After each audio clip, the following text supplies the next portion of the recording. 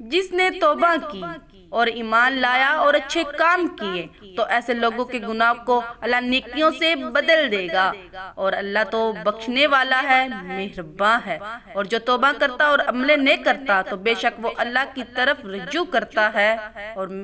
وہ جو جھوٹی گواہی نہیں دیتے۔ اور جب ان کو بیہودہ چیزوں کے پاس سے گزرنے کا اتفاق ہو تو شریفانہ انداز سے گزرتے ہیں، اور وہ کہ جب ان کو ان کے پروردگار کی باتیں سمجھائی جاتی ہیں تو ان پر اندھے اور بہرے ہو کر نہیں گرتے